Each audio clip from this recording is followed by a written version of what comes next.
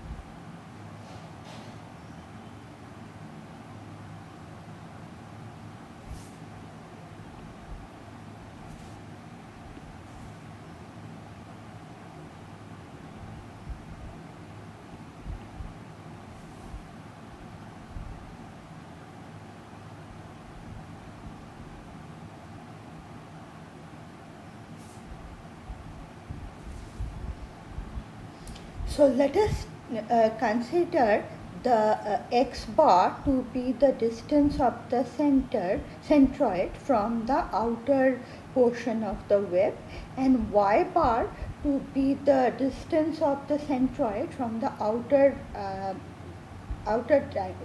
dimension of the flange.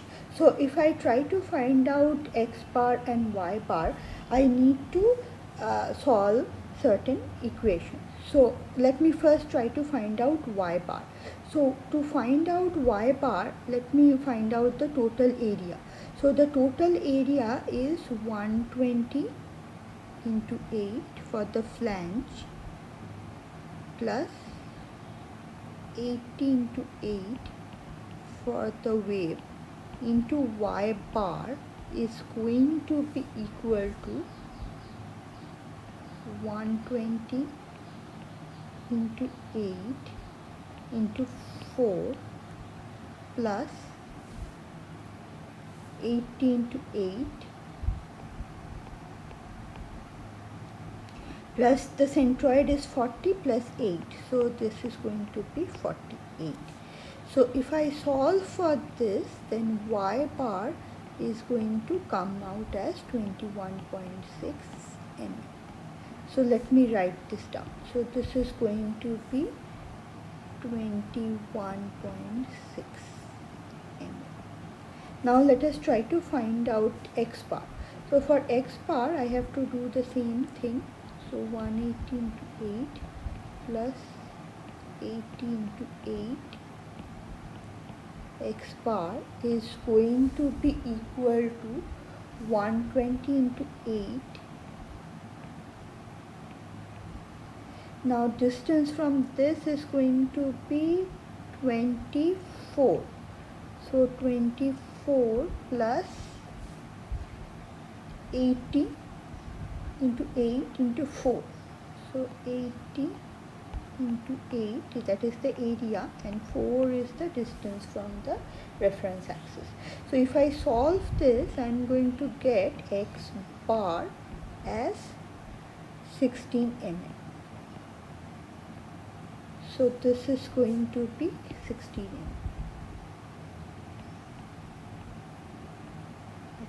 So now that we have found out the centroid, let us now try to find out the sectional property.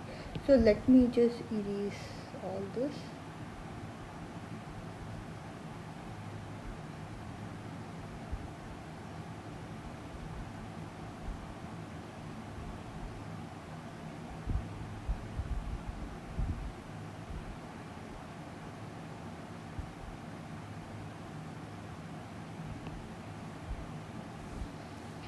So now that I have found out the centroid, let me try to find out the sectional property. So the first thing that I am going to find out is Ixx.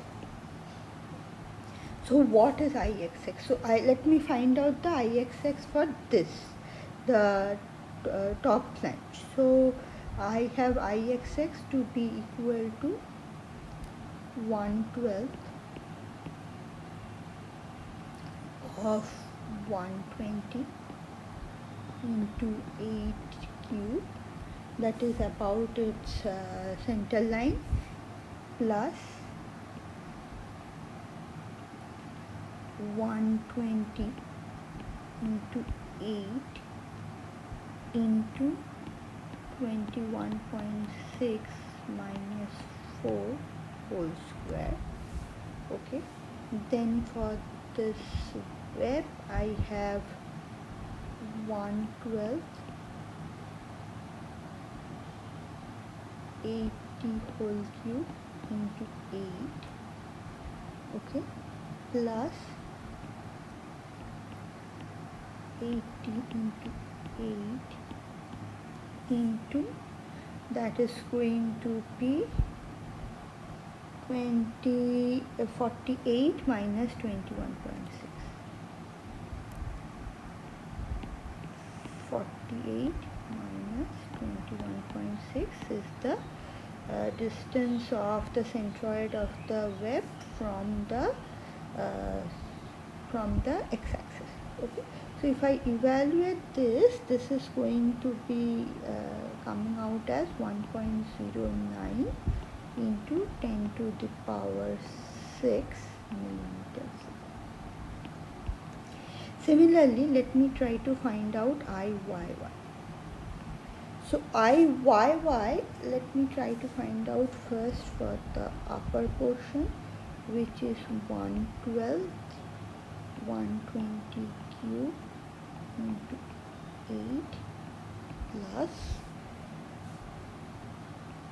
120 into 8 into 24 is the distance from that point, 24 minus 16 square. Okay, and from the lower portion I have 1/12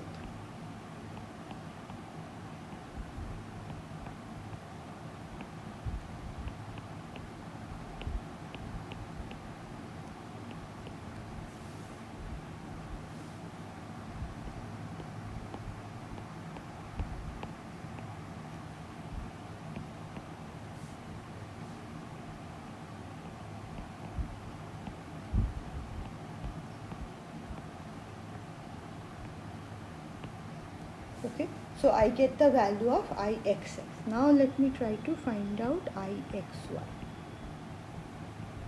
So Ixy is the product moment of inertia. So for the top portion I have 120 into 80 into 8 is the distance from the position, so positive 8 into 17.6, that is 21.6 minus 4. So I have Ixx as 21.6 minus 4 and then 24 minus 60. So this is basically 24 minus 16 and this is 21.6 minus 4. And then plus I have 80 into 8 into minus 16 plus 4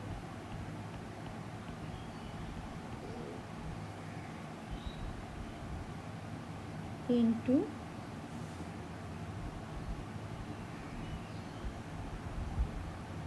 minus 48 plus 21.6.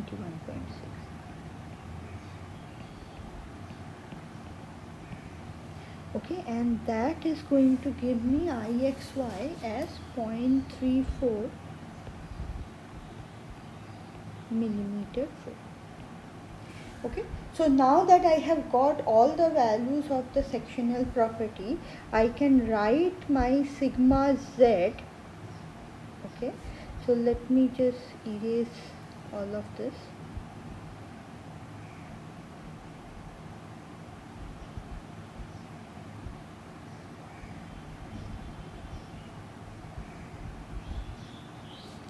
So I can write sigma z as mx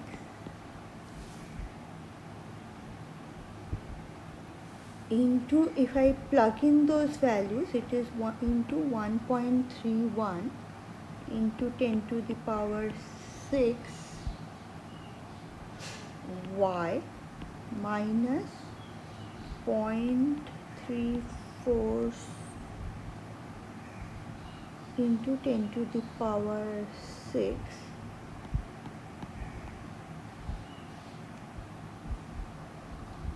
0.34 into 10 to the power 6 x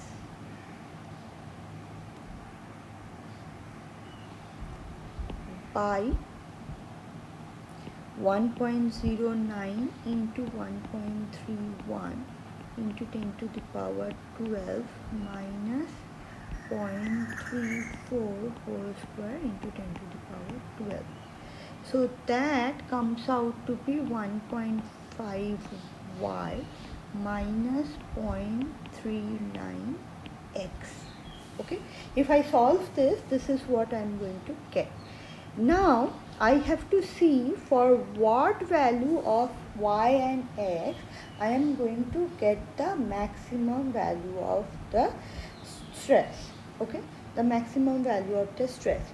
So let us try to, before we go ahead and find out the value of sigma z at different probable point, let us see which points are likely to give me the maximum value of the strain. So we can see that y has to be maximum, okay, and x has to be minimum. Okay, so if and that is going to give me the position of maximum stress. So let us see where this is going to happen. So you can always do the trial and error to save the time here. We have seen that maximum normal stress is going to happen at this location where x is equal to minus 8 and y is equal to minus 66.4. Okay, so this is going to be minus 8 mm and y is equal to minus 66.4 mm. So that is going to be, the total value is 88 minus 20. So this is minus 80 plus 21.6, that is equal to minus 60. So if I plug in these values here, the maximum value of sigma z max is going to be equal to minus 96 Newton per millimeter square. Okay, that is the expression for the sigma z.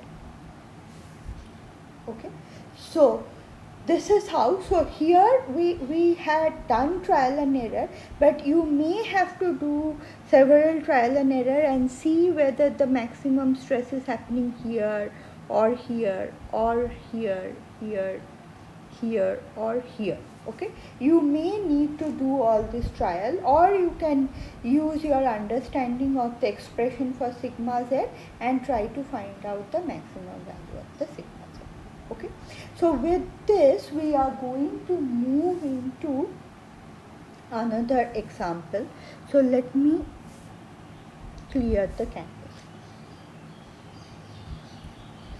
So before we go into the next example, let me talk about a small bit of theory. So approximation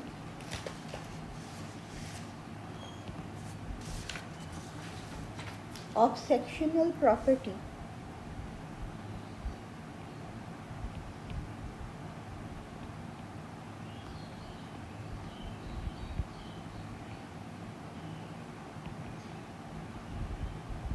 of a thin walled cross section. Okay, so all this time we have applied the theory of bidirectional bending to arbitrary cross section, need not be thin walled. Okay, so now we will see what is going to happen if we apply the theory that we have studied for bidirectional bending for thin walled cross section. Okay, what approximations can we do because of the thinness of the cross section, and whether it is going to ease our life. So the first example that I will consider for this is a thin walled C section. So let me draw a thin walled C section.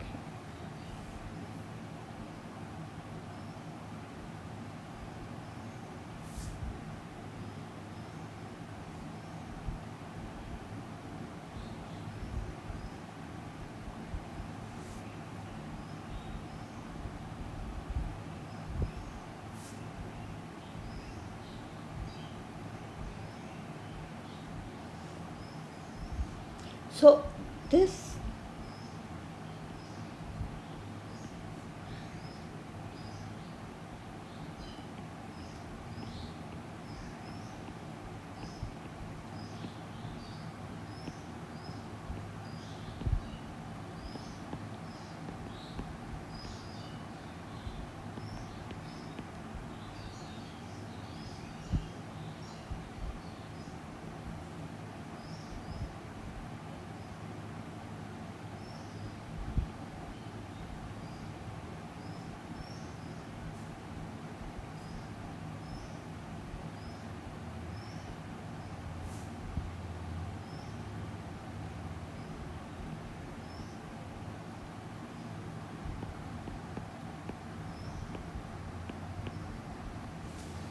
okay, so I have a C section which has an uniform thickness of T.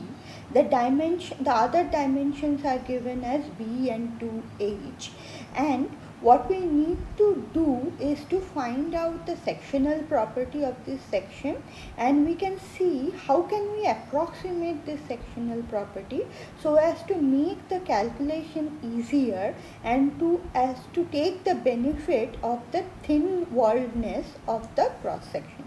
So let me draw the x and y axis. So this, let us call the x axis. This is the y-axis passing through the centroid C. Okay, the distance from the centroid of the central line, let me call this as x bar, and at this distance let me call as y bar. Okay, and let me now find out I xx. So what is going to be the value of Ixx? Let us try to find out the value of Ixx of the middle portion or the wet portion. So if I try to find that out, it is going to be 1 by 12, okay, into 2h whole cube into t, plus for the top and bottom portion, I am going to have 2 into bt into h square plus 2 into 1 by 12 b t cube. Okay. Now this t cube is, t is very small. So t cube is even smaller and is almost equal to 0, and therefore this whole term can be neglected. And therefore the meaningful Ixx is going to be 8h cube t by 12 plus 2bt h square.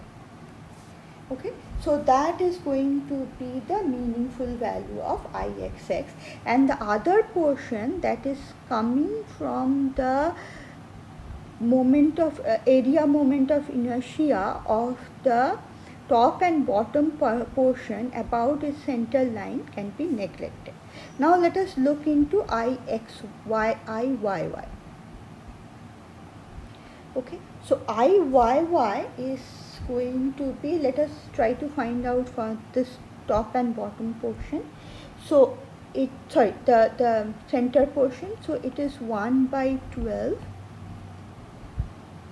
into 2h into t cube plus 2h into t into x bar whole square plus the one coming from, there are several other terms, I need not write them. Okay, now in this expression for Iyy, we can see this, I have a t cube value which is going to be very small, and therefore this entire thing can be neglected,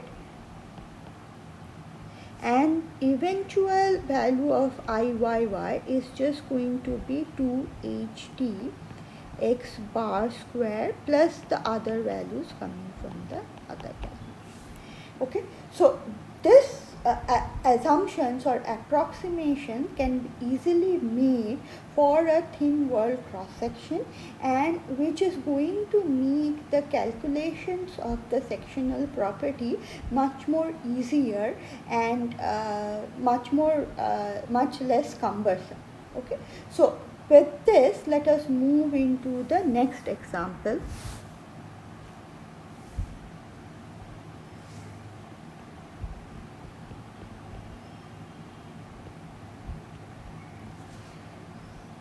Okay, so here I have a jet section.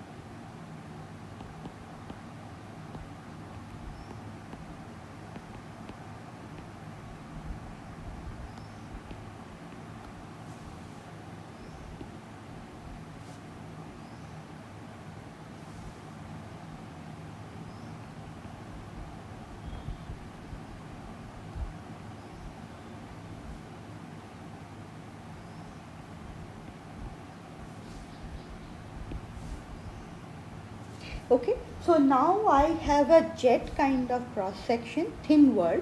It has an uniform thickness of T, where T is much less than H. Okay, now our job is to find out the sectional property. Okay, so see, one thing that can be derived from the previous approximation that we have talked about is that we can very well draw the thin wall cross section of the beam with a line figure. I need not draw the thickness, because you will see that the thickness being much thin, uh, the implication of much thinness of the walls of the cross section is that the sectional property about his own central line axis is going to be 0. The central line axis that crosses the thickness is going to be 0. So we can very well represent the cross section by thin line without drawing the thickness, as I have done here.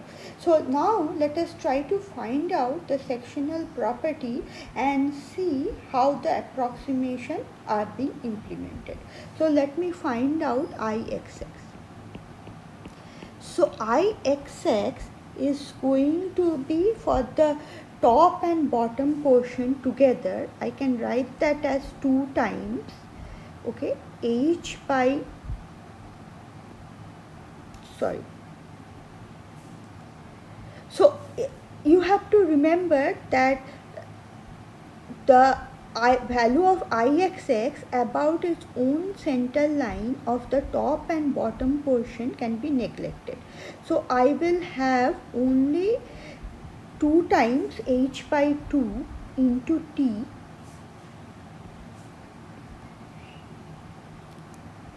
into t into h square. That is the only h by 2 square. That is the only contribution from the top and bottom portion. Okay, and now the middle portion or the web portion is going to be 1 by 12 h cube t. Okay, so that is going to be the total value of Ixx, and if I sum this up, it is going to be h cube t by 3. Now let us try to find out Iyy. So Iyy of the middle portion about its own center line axis can be neglected. So what I have is only the contribution from the top and bottom portion. So let me write that. So it is going to be 2 into 1 by 12 h by 2 whole cube into t plus 2 into h by 2 into t into h by 2 whole square. Okay, so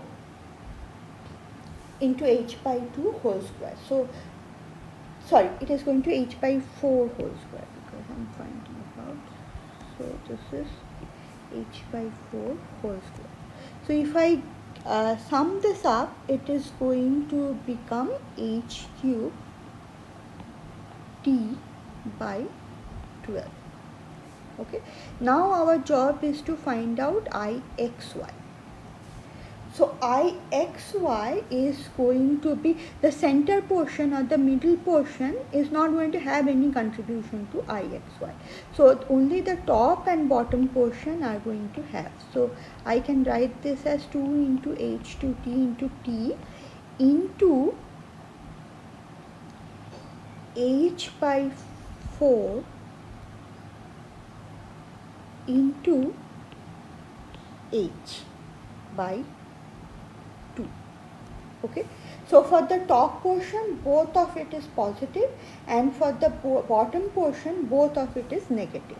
Okay, so the product of the sign remain constant, and this is going to be equal to h cube t by 12. Okay, so once I find out ixx, iyy, I and ixy, I can easily now find out the value of sigma z given any applied moment. So with this examples, I will end this tutorial lecture, and in the next lecture we will move into a new theoretical topic.